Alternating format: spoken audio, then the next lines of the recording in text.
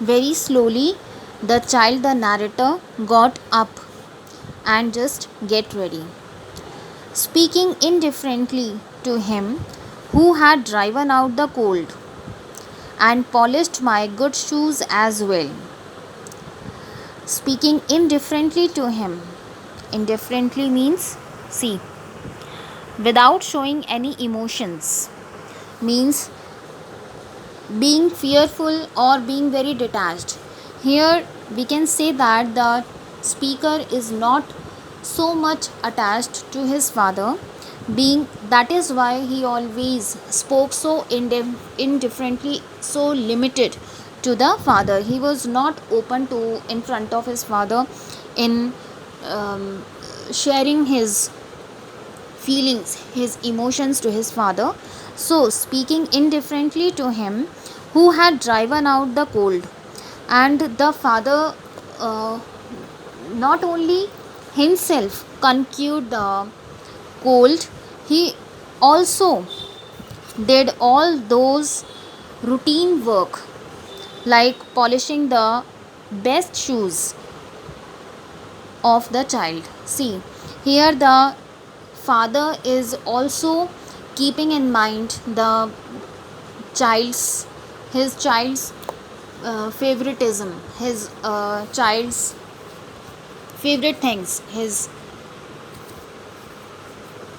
wishes. So we can say that the father's whole life is just revolving around the family and the son. What did I know? What did I know of love's austere and lonely offices? Students, this line is so emotional that signifies that the child is here unable to understand the discipline and the love of his father, and the sacrifice difficulties and the sacrifice of his loving father. That however the father is passing through the so difficult time period, so tensions, but he never showed up in front of his child, and he always used to be so tough and just disciplined to make his son a good human being. He also used to scold his son for his good health. That is why here in the wintry days when the rooms are so warm, but the father wanted his son to be healthy, wanted his son to be so disciplined. That is why he used to wake him up, his son wake him up, and just took him for the morning walks so that he could be healthy and perfectly fine. Students, this poem is like a sonnet. Sonnets are the poems about love, passage of time, emotions. Fine. So this poem is also a sonnet, and many.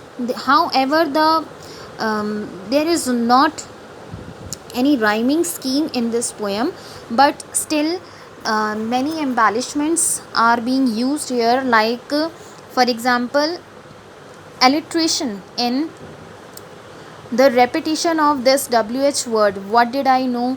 What did I? So this repetition is showing here the use of alliteration, and there is also use of metaphor in as a figure of speech in when the solid things are being compared with the cold. Fine.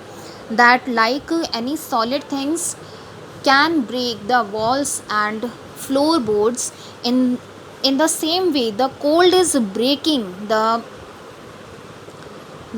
and splintering the solid things like the walls and the rooms floorboards. Fine. This severe cold.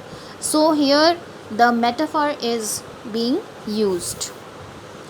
Fine.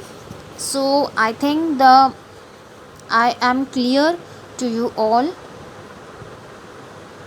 To get hold on this poem, you need to revise it, read it, and watch this video again and again. Thank you so much.